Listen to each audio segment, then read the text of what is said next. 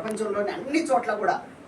ఏదో పూర్వకాలంలో మేము తెలుగు చదివేటప్పుడు ప్రపంచంలో సూర్యుడు ఒక చోట ఉదయిస్తాడు, ఇంకో చోట అస్తమిస్తాడు, కానీ ప్రపంచంలోని ఏ దేశంలో కూడా ఇంగ్లీషు వ్యవహరించకుండా ఉన్నటువంటి భాష లేదు.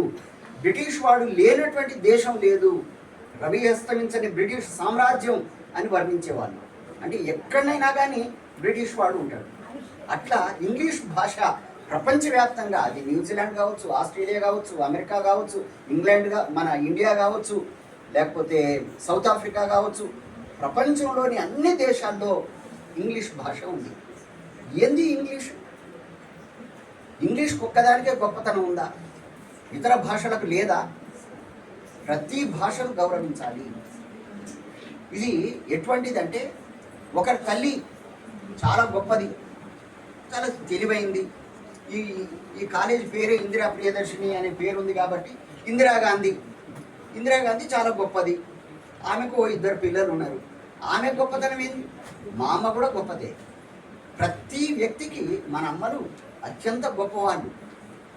వాళ్ళు కష్టపడి తీర్చిదిద్ది, వాళ్ళు తిని అనేక రకాలుగా మనల్ని తీర్చిదిద్దడం వల్లనే మనం గొప్పవాళ్ళమైంది. ప్రతి మనిషికి తమ మాతృమూర్తి ఏ రకంగా ఉన్నతోన్నతమైందో, ప్రతి భాషకు ఆ ప్రజానీకానికి ఆ భాష అంత ఉన్నతోన్నతమైంది. అందువల్ల మన భాషల్ని కనుక మనం గౌరవించుకోకపోతే మనం తలను తీసేసుకున్నట్టు, మనకు ఆత్మ లేనట్లు, ఒక చైతన్యం లేనట్లు, ఒక ఆత్మాభిమానం లేనట్లు. మనల్ని ఎవడైనా ఉండి ఏందే నువ్వు అని అన్నాడు అనుకోండి, మనకు ఎంత అవమానకరంగా ఉంటుంది. మన భాషను ఎవడైనా అవమానపరిస్తే మనం తట్టుకోలేము. ఇంగ్లాండ్లో టెన్నిసన్, ఇంగ్లీష్ ప్రొఫెసర్ ఉన్నారు మన సాల్వే గారు. టెన్నిసన్ అనే అతను, ఆయన నేషనల్ పోయెట్ ఇంగ్లాండ్. ఆయన there is no land like England, our people are so handsome, our women are so chaste. Beautiful poem రాసింది. దాన్ని నేషనల్ పోయంగా దాన్ని పరిగణిస్తారు. భారతదేశంలో కూడా, మన తెలుగు నేలలో కూడా, ఏ దేశమేగినా ఎందుకాలేనా పొగడరా నీ తల్లి భూమి భారతిని, నిలుపరా నీ జాతి నిండు గౌరవము అని రాయప్రోలు సుబ్బారావు గారు రాసింది. మన సంస్కృతిలో ఉన్నటువంటి అనేక రకాలైన పద్యాలు విశ్వనాథ సత్యనారాయణ గారు లాంటి వాళ్ళు గోదావరి పావనోదార వహ్పూరమఖిల భారతము మాదన్న నాడు, తుంగభద్రా సముతుంగరావము తోడ కవుల గానము శృతి గలయునాడు. ఈ తెలుగు భాష ఉన్నతోన్నతమైనటువంటి భాష.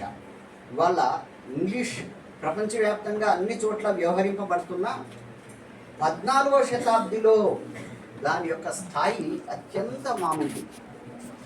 జాఫ్రీ చాసర్ అనే అతను క్యాంటర్బరీ స్టోరీస్ అనేవి రచించే కాలం నాటికి ఇంగ్లాండ్లో బలీయమైన భాషలు జర్మన్ భాష, ఫ్రెంచ్ భాష. వాళ్ళ ఆధిపత్యం ముందు ఇంగ్లీష్కు ఎలాంటి ఆధిపత్యం లేదు. కానీ తెలుగు నేలలో 14వ శతాబ్ది కాలం నాటికే ఒక నన్నయ్య, ఒక తిక్కన, ఒక పాల్కుటి సోమనాథుడు, ఒక శ్రీనాథుడు, ఒక బమ్మెరపోతన, ఇటువంటి మహాకవులంతా తెలుగు సాహిత్యాన్ని సమున్నతంగా ప్రజ్వలింపజేసినటువంటి మహా సాహిత్యం తెలుగు సంస్కృతిలో ఉంది. అందువల్ల ఒకానొక సందర్భంలో కొంతమంది అనుకునేవాళ్ళు, మన మ్యాగ్జిమ్ గోర్కీ అంటాడు, అమ్మ అనే సుప్రసిద్ధమైన నవల రచించినటువంటి Maxim Gorky, my language is so poor అని. 19వ శతాబ్ది కంటే ముందు